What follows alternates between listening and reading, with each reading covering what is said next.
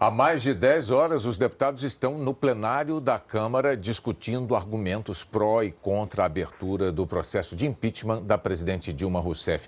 249 se inscreveram para falar. E a gente vai para lá agora ao vivo porque a repórter Zileide Silva está acompanhando esses debates e traz as informações para a gente. Boa noite, Zileide.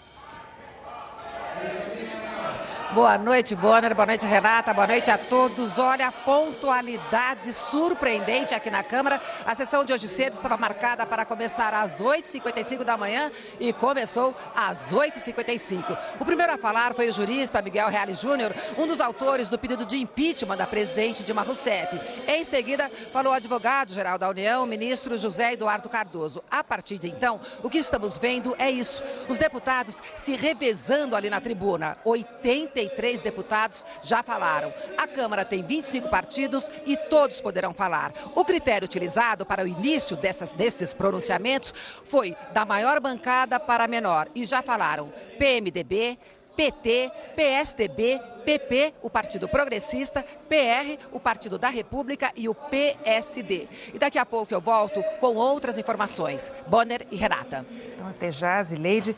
E o Supremo Tribunal Federal rejeitou pedidos para alterar ou sustar a votação de domingo. Foi uma derrota para o governo e aliados da presidente Dilma Rousseff. Segundo os ministros do Supremo, a Câmara agiu dentro da lei.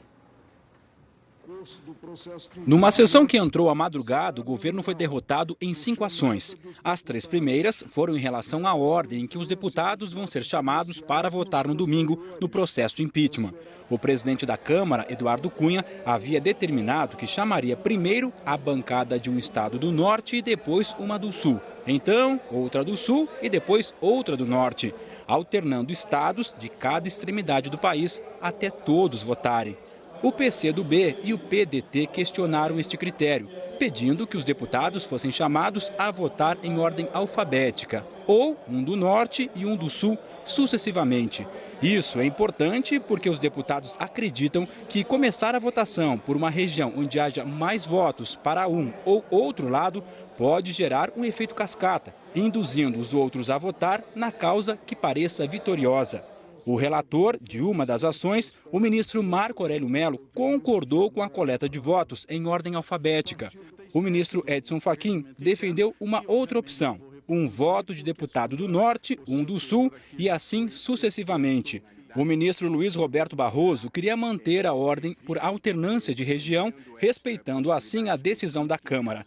Para ele, o Supremo deveria ser respeitoso em relação às decisões da Câmara, mas sugeriu que o critério para definir quem está mais ao norte ou mais ao sul fosse a posição geográfica da capital.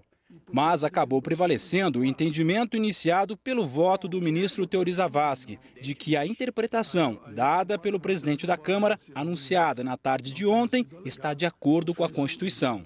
Ainda que se começasse do norte para o sul, ou do sul para o norte, ou do leste para o oeste, ou vice-versa, se a votação é nominal e, portanto, não é simultânea, sempre haverá a geração do efeito cascata. Mas onde é que estaria a inconstitucionalidade? A inconstitucionalidade, portanto, seria na própria votação nominal. A consequência para eliminar o efeito cascata seria eliminar a própria votação. O que é um paradoxo, o que seria um absurdo. De modo que eu, sinceramente, eu não vejo aqui nenhuma a relevância do direito quando se alega a inconstitucionalidade do artigo. Por outro lado, nós estamos a considerar os parlamentares um tanto quanto como entes infantilizados, que votam de acordo com a ordem de votação ou com o Estado. Será? Será que o sujeito vai chegar num momento deste para decidir a votação na hora?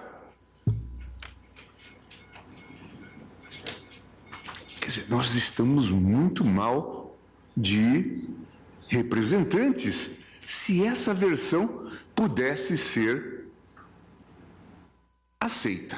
Havia 10 ministros em plenário. O ministro Dias Toffoli estava em viagem internacional como presidente do Tribunal Superior Eleitoral. 5 rejeitaram a liminar. e os outros 5 votaram por mudanças, mas com entendimentos diferentes, o que gerou um debate se havia ou não um empate. O ministro Luiz Roberto Barroso apontou a solução, após um alerta do decano Celso de Mello sobre o que diz o regimento. Em casos de empate em mandado de segurança, a decisão é a favor do ato questionado. Deixa eu dizer com franqueza, embora seja contrário ao meu ponto de vista, eu acho que em mandado de segurança, o empate significará a preservação do ato, né? Até pela presunção de validade dos atos administrativos. Eu acho que tecnicamente, enfim, a gente aqui não quero ganhar, quero fazer o que é certo. Ou seja, com isso, o Supremo manteve a ordem definida por Eduardo Cunha. As outras 2 derrotas do governo foram em mandados de segurança que queriam suspender a votação do relatório sobre o processo de impeachment no domingo. O advogado-geral da União, José Eduardo Cardoso, disse que houve cerceamento da defesa da presidente porque teriam sido colocados no relatório fatos que o presidente da Câmara não aceitou ao receber a denúncia e pediu a nulidade do processo. Por 8-2, o plenário do Supremo entendeu que não houve este cerceamento da defesa, porque o relatório, ao contrário do que dizia Cardoso, várias vezes afirma que só se baseou na denúncia tal como recebida por Eduardo Cunha e negou os pedidos de anulação. O relator desta ação foi Edson Fachin. A falta de manifestação do procurador da impetrante na sessão de leitura do relatório não constitui, nessa perspectiva, cerceamento de defesa.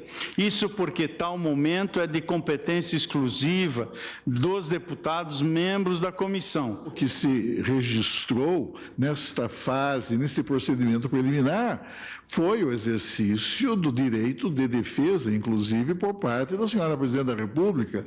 O eminente advogado-geral da União, ao menos em 2 oportunidades, esteve presente perante a comissão especial e lá produziu uma competente defesa técnica e também política. O ministro Barroso explicou que, como o parecer da comissão do impeachment é baseado nas acusações aceitas por Eduardo Cunha, não houve cerceamento de defesa. Eu penso, tal como o ministro Fachin, que a deliberação que será feita pela Câmara é nos termos da denúncia. E eu li o parecer com a velocidade possível nas nossas circunstâncias.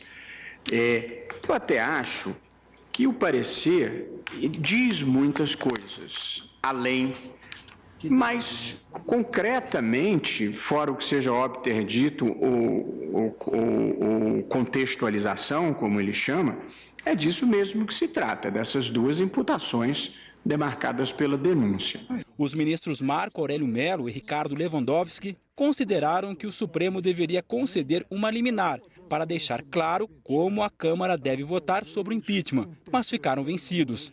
Já passava da 1 da madrugada quando entrou em discussão uma ação de deputados do PT sobre se os atos praticados pela presidente Dilma poderiam ou não ser considerados crime de responsabilidade. Os ministros entenderam que cabe ao Senado fazer esse julgamento.